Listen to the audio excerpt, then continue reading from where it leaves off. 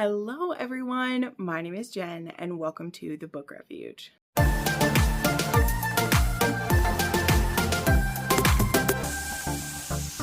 All right, my beauties, welcome to a video I am so excited to make. Now, I realized I might be jumping the gun a little bit because, technically to get halfway through the year, we should be in June, but I just honestly wanted to do a super fun, positive video. And it's not like I've been making a ton of negative videos, but I was just like, I want to do one that's just absolutely fully positive and just gush about everything I've loved so far. And so I decided, let's do this a little bit early. And then I think when I make it halfway through the year, I'll do like the mid-year freak out tag or something, which will still be, a mid-year video to do. But yeah, today we're going to talk about all of my 6-star reads so far, which ended up being, I have 5 6-star reads so far. So to make it kind of a bigger video, I'm going to do my top 10 favorites so far. So that'll have 5 6-star reads.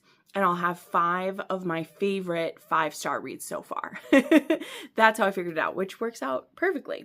So yeah, I can't wait to dive into these. These are all books that I haven't been able to stop thinking about them. And I think it'll be a really fun video today. And I'm sure I'll have a ton of rambling to do. So I do have a full water jug that I just topped up.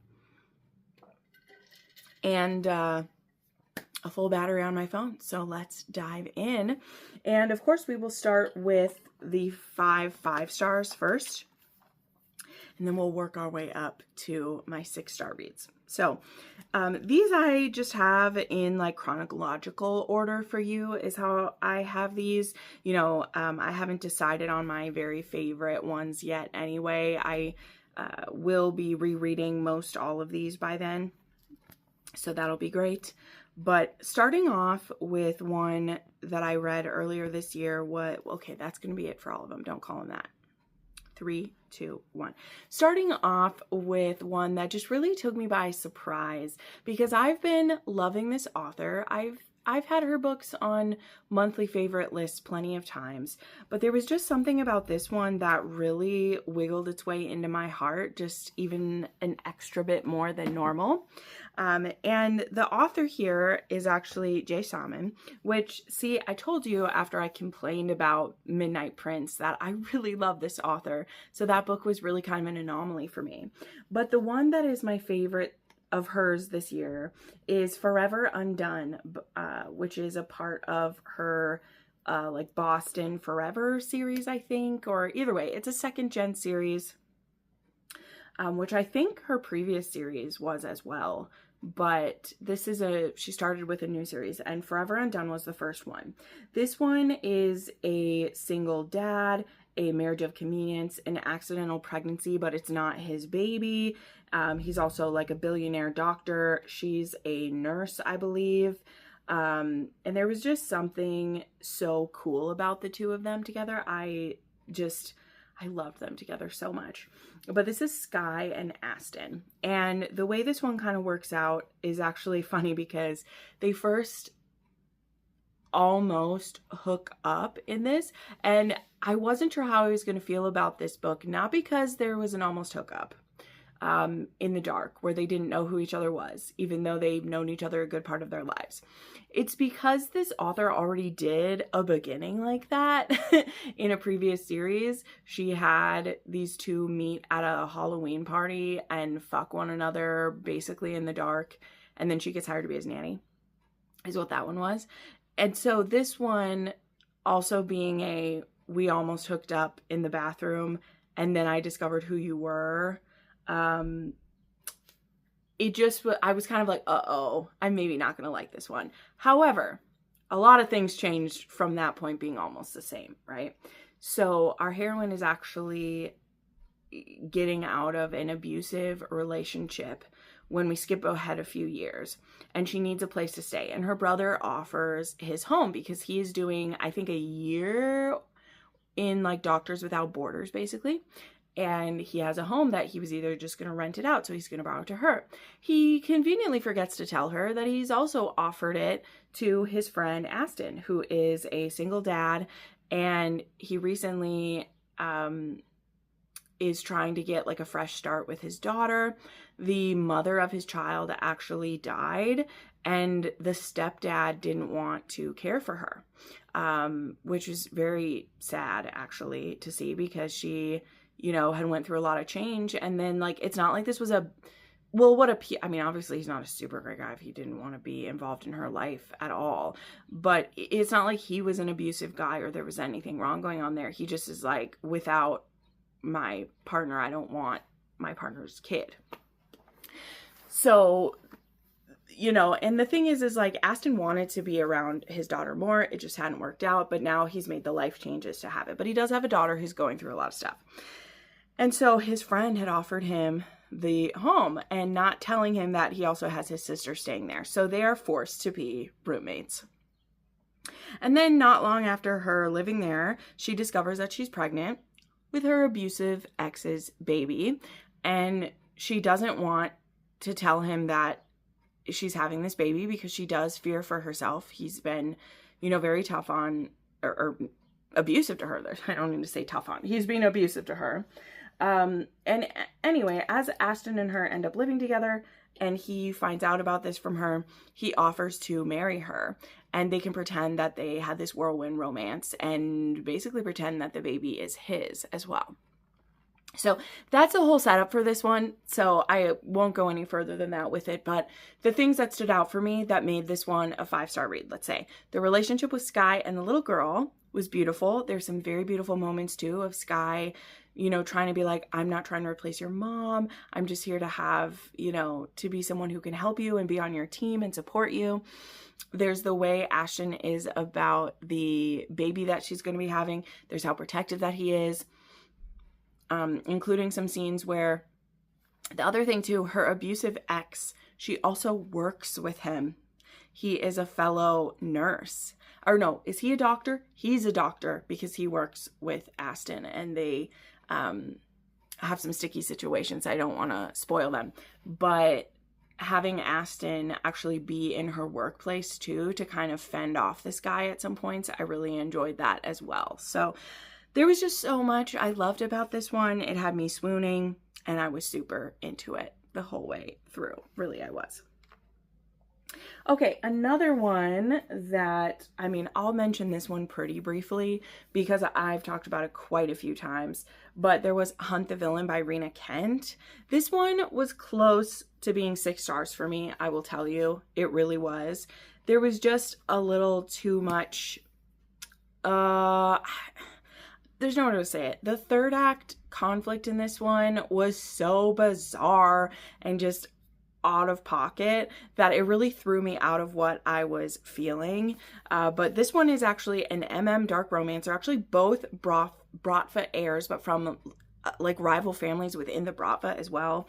And so there's Julian and Vaughn, and they've actually known each other like their whole lives. And they have been kind of like rivals or competition against each other. And they end up going in the beginning of this book to the same, when they're young, it shows kind of like a flashback of them going to this like mafia camp for pecan sons and things like that.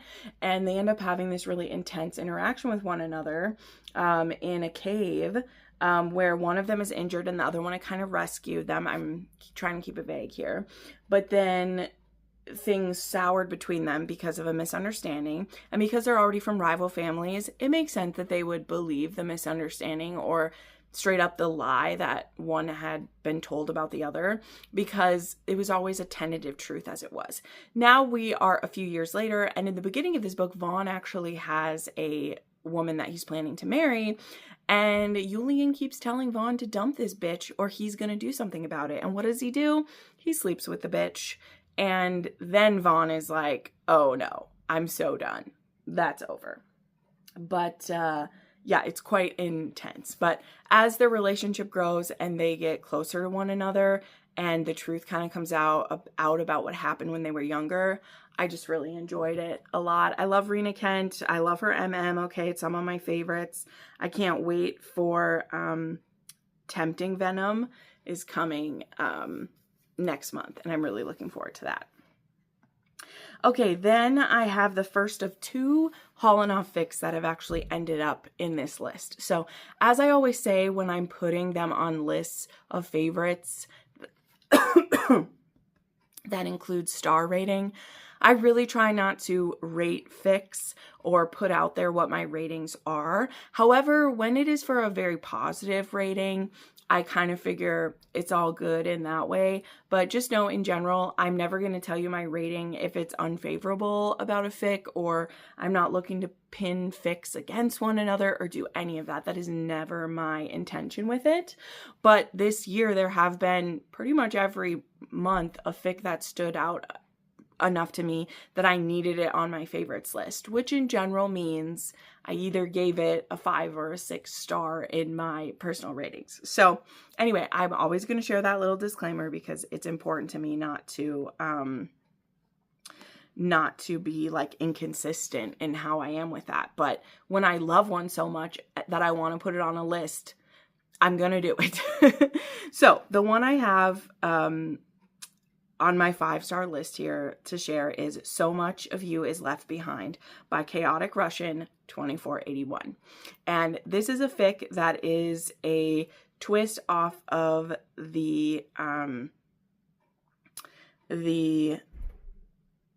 like episode 2 is kind of where this one changes, but it also isn't exactly specific about which night at the club it is, particularly because in this case, Hayden is actually with Shane at this club, and Ilya is home in Boston waiting for Shane to get home so they can have a fun little video sex call with one another.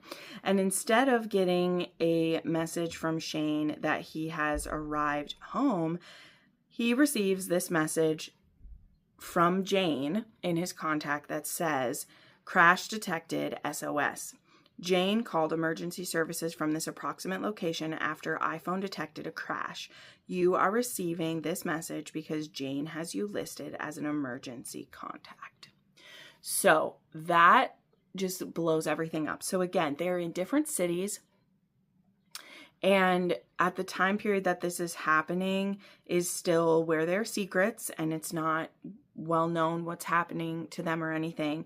All that happens is like Ilya gets this message about what's happened to Shane, and he immediately starts,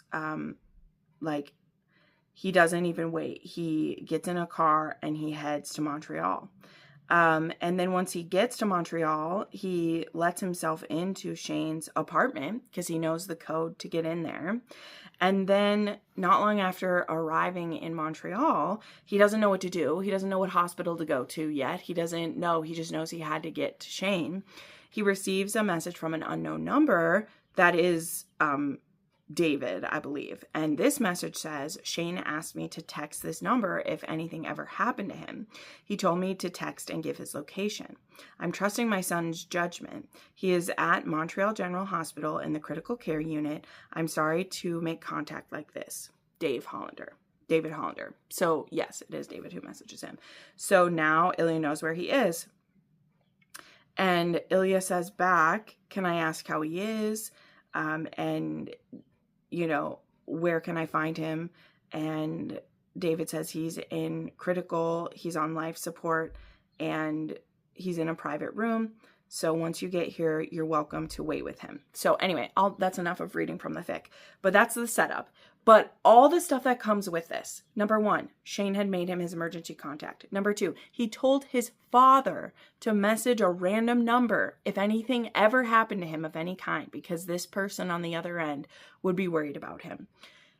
And also, if Ilya does go to this place, not only has he driven through the night to get to Montreal from Boston, taking emergency family leave to get there, he also will be outing Shane to his parents, and all of that pressure is left in Ilya's lap. Because if he wants to be there to support Shane, who Shane has said this number is someone who's very important to me and you should message them if anything's happened, but Shane himself hasn't told his parents who's on the other side of that number, it is now all in Ilya's hands if he should not only out Shane, but out as he's been fucking Ilya Rozanov for years. So all of that is in this simple yet devastating text messages going back and forth. And Ilya doesn't hesitate. He goes to that hospital and he is the one who has to have all the conversations with the parents because Shane is in critical care. So to make it clear too, he was in a car accident. Him and Hayden both were nearly fatal. And now Ilya, who desperately wants to be by his lover's side, has to out him to his parents and basically beg to be there so that he can be there for his love.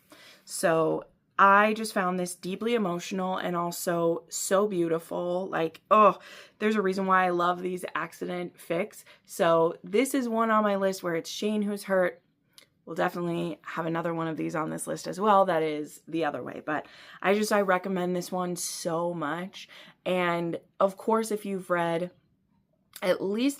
Heated Rivalry, you'd be able to read this one because of when it takes place.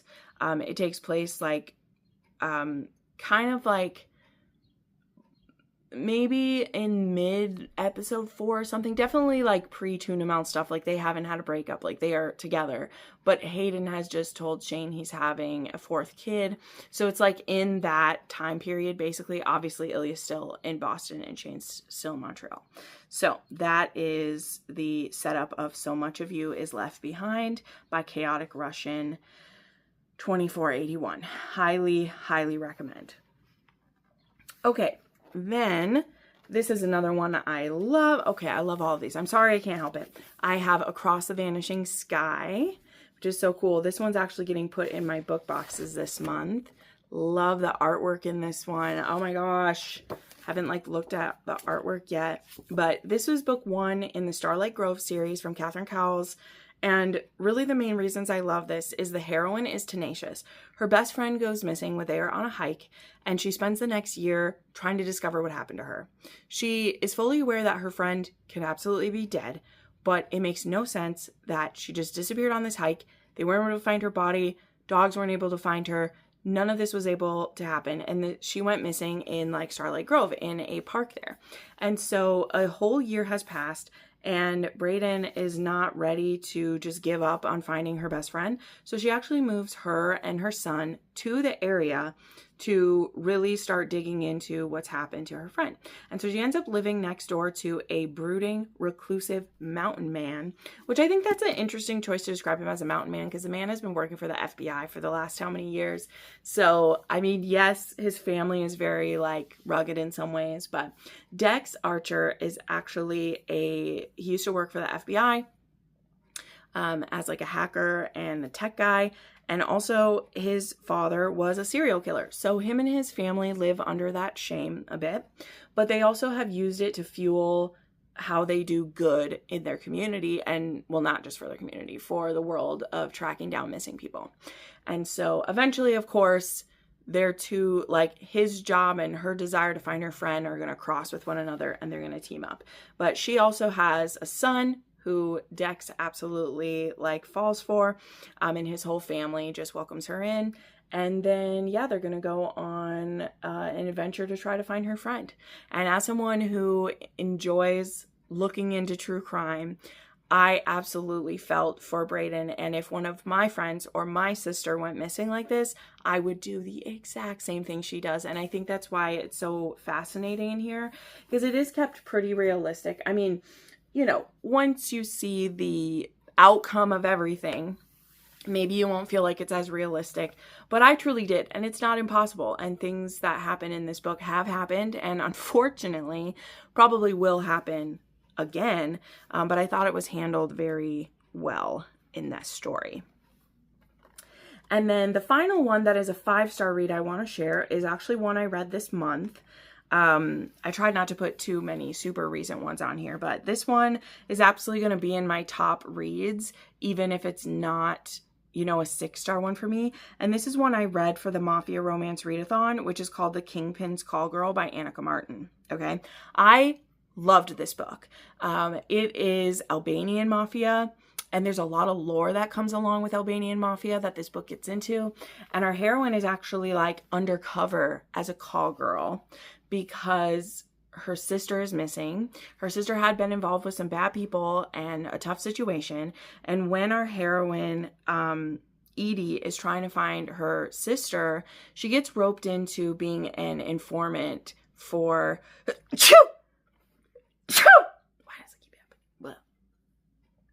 for this detective, and he kind of forces her to be a call girl at this one like hotel, bar, casino place where the Albanian Mafia is known to putz around. And so she's there to be on someone's arm for the night, and she ends up catching the eye of Luca, which is not what she'd planned to do.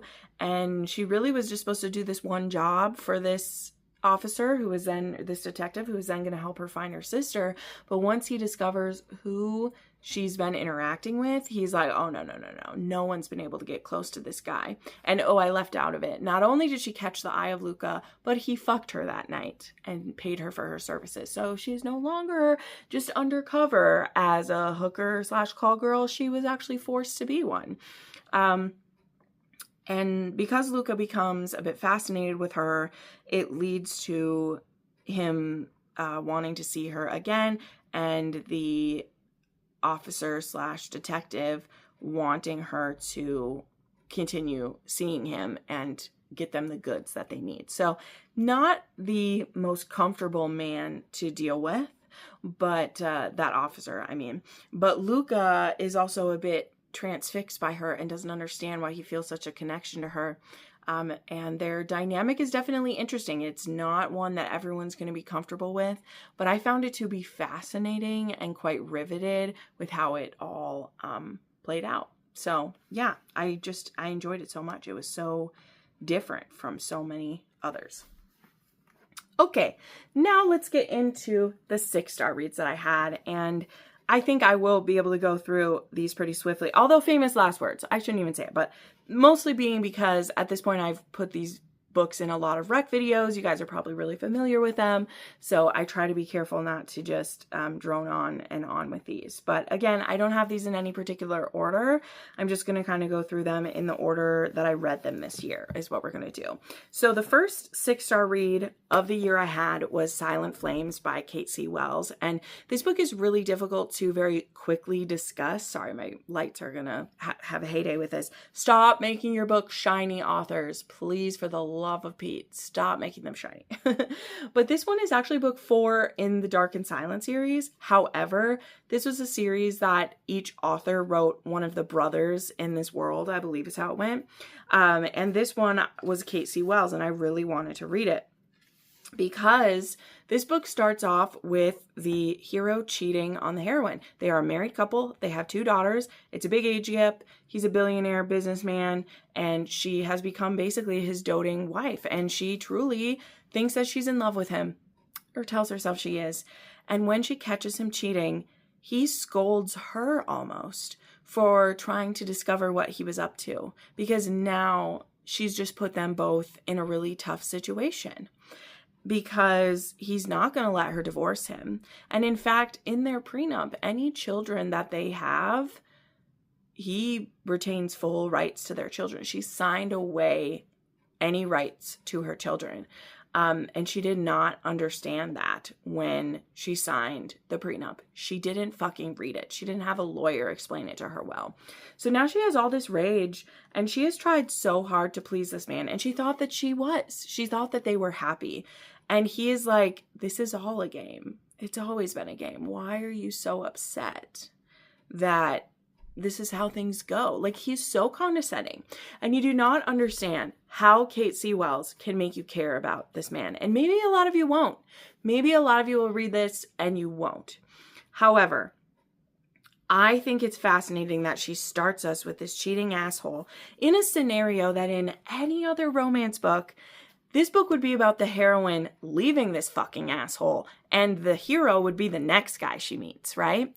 But no, this is a story of a marriage facade completely falling apart, being burned to the ashes, and I'm going to use the imagery, I'm doing it, and the phoenix of their true love rising from the ashes.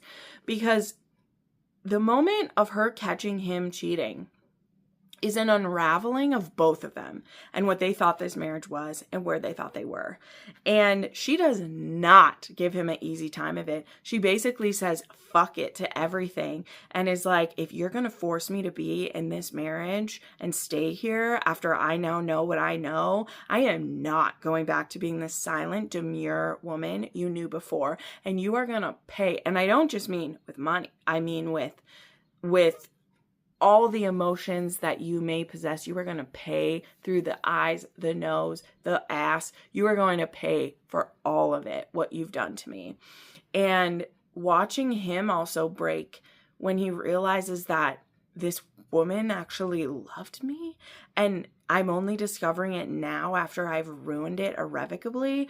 Watching him completely fall apart, I just was not expecting, which I should have, because it's Kate C. Wells, and only she is an author that I would trust to do things like this.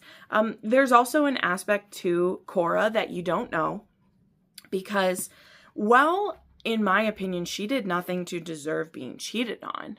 She also was not fully honest and open about who she was when she came into this marriage either. And I really liked how Kate C. Wells dived into that, because just because she was keeping secrets too, they didn't involve cheating. They didn't involve fucking someone else in front of him. They involved things that had to do with her like childhood and young adulthood and some decisions she may have made. But needless to say, she's not a perfect innocent flower either, the way that he thought she was either. So this was fascinating. I've had many people tell me they are shocked how much they liked it as well. And it's completely bonkers. It is nuts in the best way. And it's one of few cheating romances that I not only liked, but it is a favorite of the year. And again, the tropes are right out the front, right? The author literally says that this is a messy, dysfunctional love, and he's cheating on her in the first chapter, and they will be together. So if you don't want that, don't read this. No matter how excited I am about it, no matter how passionately I love it, if you aren't willing to at least let the author start walking you through that and see what she's doing with it, don't read it, okay? Because I only read it because it's Kate C. Wells, and some of my other friends were really enjoying it as well. But cheating is usually my hardest line, okay? And I don't even like when people recommend me books with cheating. If anyone else tries to give one to me, I am literally like, fuck no, stay away from me, right? I had to come to that one on my own with my own desire, because then I was willing to look past that and see what Kate C. Wells was doing. And in other books, like if someone's forcing it on me, not that anyone would force me, but I mean like when someone else is like, read this book with cheating, it was really good, I just wouldn't do it, because what my ideas about how I can accept cheating in a book, they're just so personal that I have to be the one to say so, if that makes sense. I don't know. I'm like that with a few scenarios, but that's really one of them. But it paid off big time. Okay, then there was The Countess Conspiracy, which this book is one that I read for Patreon, actually. I was so happy because I think this one was, oh shucks, now I don't remember. I think this one was for Friends to Lovers, if I'm not mistaken. I think it was for Friends to Lovers, and that is the case here. We have Sebastian Mulher and Violet Waterfield, and they're friends. She is actually a very smart woman who is into scientific theories, and I think botany is what she's into a lot.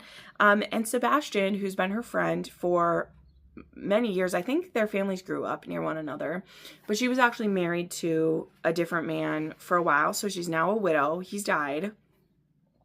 And the death of her husband actually plays an interesting role in this story as well, but I won't spoil that for anyone. Probably not in the way you think that I mean it anyway. Sebastian has nothing to do with it, but Sebastian has known her like their whole lives. I think she's even like 3 or 4 years older than him, which that's not a huge deal, obviously, and a normal thing, but it means like she was at a very different pace of life than him, right? A woman being at like 20 and needing to get married, of course, is very different than a man being, you know, when he was 16, he would have basically been a boy still or something, right? But anyway, they've actually also been working together for quite a few years, where Sebastian has been presenting her academic papers as if they are his own, of course with her blessing, because her speaking publicly or being known as a scientist or academic just would not have been accepted at all. But where we're at in the beginning of this story is Sebastian has grown quite exhausted with being the face of this and feeling like a phony. He himself is already a second son, and so he already feels inferior about a lot of things. And knowing that even though he's not stealing her work, she is asking him to share it, he still feels like nothing he has is really his. This woman he loves was in love with another man, so he thinks. She was married to this guy, and he's also, any work that he's done isn't his, it's hers, right? And so he basically breaks up with her with this situation. And the thing is that the way Violet just accepts it as like understanding that he wouldn't want to do this anymore, and like, oh, he's been so generous to do it all this time and everything. Truly it's because he's in love with her and he realizes she won't love him back. And it's killing him to be around her and be in love with her and not be able to do anything about it. And when he finally admits his love to her, she is terrified by it because she's afraid that he will realize she doesn't love him the way he loves her, and then he'll abandon her. And oh my God, I can't get into it right now. I've talked about it in other areas, and also my full original review is available only for my patrons, so you can check that out there if you'd like, if you're one of them. I've waited a long time to fully dive into this one, and of course I won't do it quite now yet either, but I was just so moved by how Sebastian loves Violet, and how he continuously points out everything he loves about her. Words of affirmation, if they're your thing, babe, you need Sebastian so bad. And as he continuously and patiently and devotedly shows how he loves her. And in some books, that would feel that he's too much of a simp, or like he is, you know, I don't know, whipped or something by her. No, this woman and what she's been through, which is not my point to say right now, I just truly don't understand how any woman wouldn't fall for him. And she deserves it, but also it's so painful to see her not believe anything good about herself. And by she deserves it, I mean she deserves his praise and admiration and his affirmation, even though she doesn't realize it. And it's beautiful. Like, oh my God, that book just killed me. It's so good. It's so good. And it is like book 4 in a series, but I don't care. I started with that one because it was picked for my Patreon, and I'm so glad I did because it was great. Okay, next up is the other fic on here, which I know most of y'all will know who've been watching my channel this year.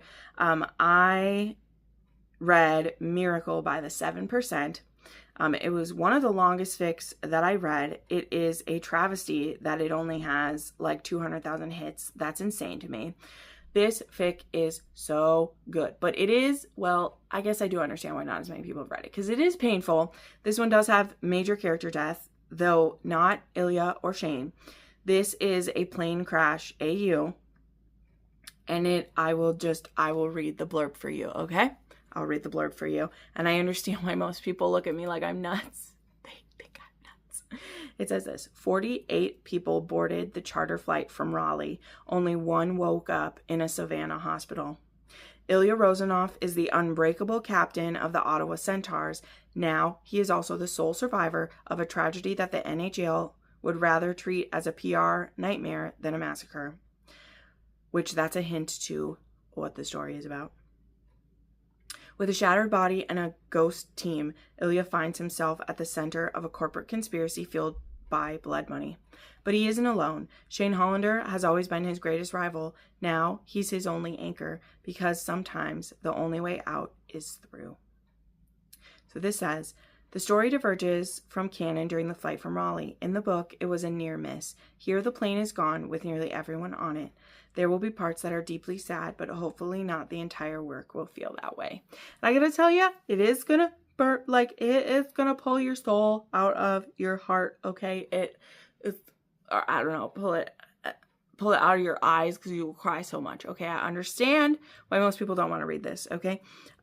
Especially if you've maybe read the entire series and you love all the Ottawa Centaurs. Don't read this, yo. Don't read this. Just run far away, because it's gonna hurt, and there's no nice way to say it. But I loved watching, oh, this sounds so just crypt keeper of me. I'm so sorry. I loved watching the journey of Shane and Ilya dealing with this, because not only is it a grief journey, there's a healing journey that happens. We're dealing with an Ilya who was the strongest of strong and was finally with Shane, even if it was in secret, but they were together and they love one another, and it is almost all gone. Like, everything just feels obliterated. The only thing that is left is this bond that they have, and that Shane, it really forces Shane right past any struggles he was going to have with coming out, because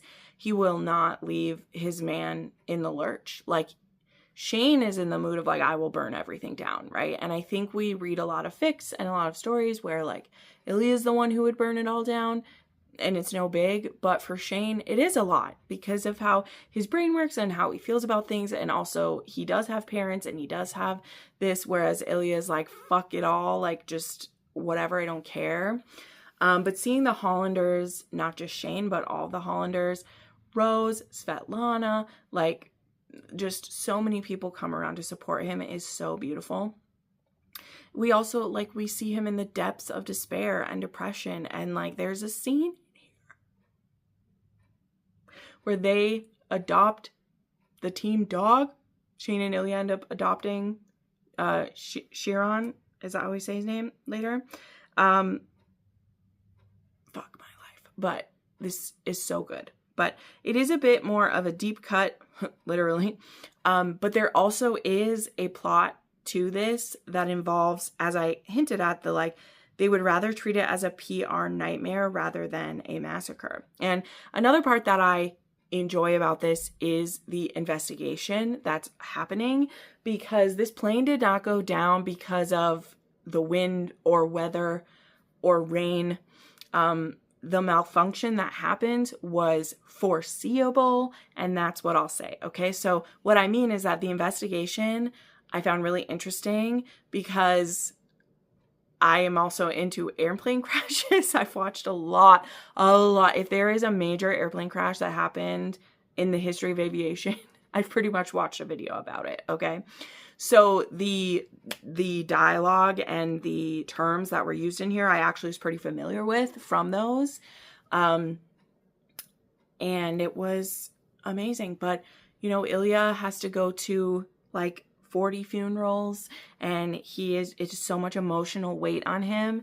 And if he didn't have Shane, if he didn't have the Hollanders, he would have nothing, because everyone's gone. Everyone's gone by him.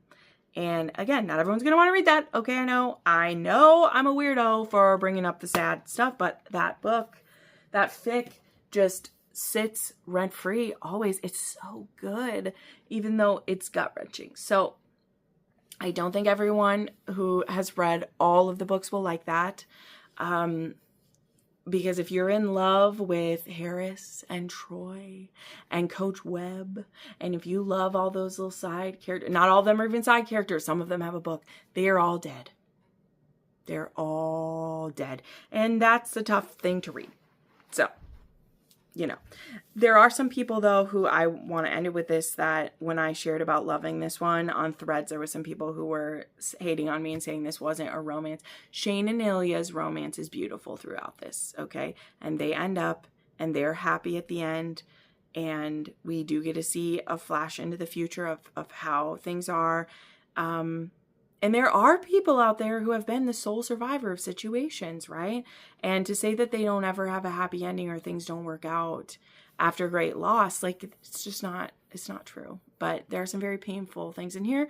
But it also makes the investigation, and when we finally get to take down the people who it's their fault that all these beautiful men and women are dead, well, it's very satisfying. I'll say that. Okay, moving on. Just 2 more 6 stars to go. We have Rise of Ink and Smoke by Pam Godwin. Talked about this one oodles and oodles of poodles about.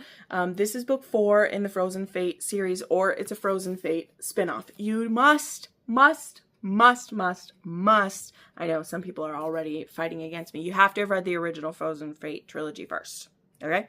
You gotta have read it because it's essential to who Wolf is. Pam does not recount every bit of everything that happened in the first trilogy. So there are flashes of it so that we get Wolf's point of view on some of those things. But if you haven't read that and you don't understand the perspectives of the characters in there, this won't fully hit the way it should.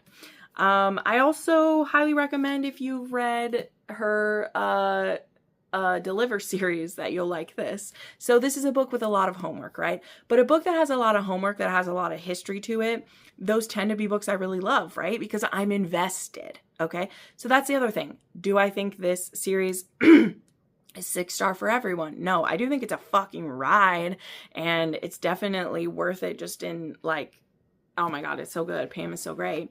But this is the HEA for Wolfson Strock, who, I don't want to tell you what happened in the first one, but this is his romance, okay? And if you've only read the Frozen Fate trilogy, you gotta read this one. This is great. And this is his love story with 2 step-siblings, Dove and Jag. And I think you will really love this stuff. So I hope you give it a chance. But yeah, you need to start with Hills of Shivers and Shadows. And I just think it's so good. I just think it's so good. And then the last book I want to share, which just gave me the warm and fuzzies, and I've talked about it for so much at this point, but it's Unbound by Peyton Corinne. So happy to have one of her books back on my 6-star stack here. And I cannot wait to read the final book in the series and see what she has coming next. But yeah, this is her 3rd book in her, I think it is the Undone series is what it is. Yeah, the Undone series, which is funny because the last book is going to be called Undone, which is kind of cool. And this one is about Paloma Blake and Bennett Rainier, and it's actually a second chance romance. These 2 were in love. Well, they've always been in love, but they fell in love their freshman year of college, and now it's senior year, and they're getting a second chance at love. And they both have, but particularly Paloma has some trauma in her past that really got in the way of their relationship to each other. And we don't find out what that is right away. This does use flashbacks very heavily. These are all things that people aren't fully used to me loving. But the way Peyton Corinne does it, I'm obsessed. I love it. I love these 2. This relies pretty heavily on, like, they're both in a, like, poetry class together at one point, and that's how they become friends, is, like, being study buddies for it.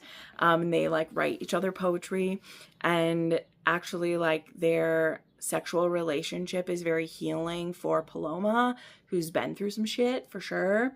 And Bennett is pretty, like, well, he's on the spectrum, and he has OCD compulsions as well as crippling anxiety. And so Paloma actually helps quiet a lot of those things for him. Doesn't fix him. He doesn't need to be fixed. Doesn't do that. But they really are able to calm one another. And I think it's just beautiful. So I adore their relationship. This couple is perfect to me. I don't want to hear any slander. In fact, on this whole video, I should remind, these are my favorite things I've read this year. Okay? So if you didn't like them, that is totally fine. No one's forcing you to, but in this video, I don't want to hear it. I should have said that at the beginning of this one. This is not the video to critique it. You can do that in my weekly wrap-ups. You can do that any other time I bring the book up. But when it's in this book, if you're going to trash the book I like and be like snotty about it or think that I have weird taste for liking, you know, the fanfic that kills the whole team, keep it to yourself. This one's not the video for it, okay? This video is only about joy. And that being said, I'd love for you to share with me any 6-star reads you have if you use a 6-star scale, or let's say your top 3 reads that you have this year. I'd love to see that down below. If you don't have the energy or don't want to type all of that down below, how about you just give me some gold stars? I would just love that. Give me some gold stars to represent favorite or like A+ or, you know, gold medal type things. So thank you so much for watching this video. I appreciate y'all so much. I will be back soon with another one. In the meantime, you can watch some of my older videos. I have a rec playlist that has over 700 videos in it. So if none of these books do it for you, you can certainly find something there. So thank you so much for watching, friends, and I'll see you next time.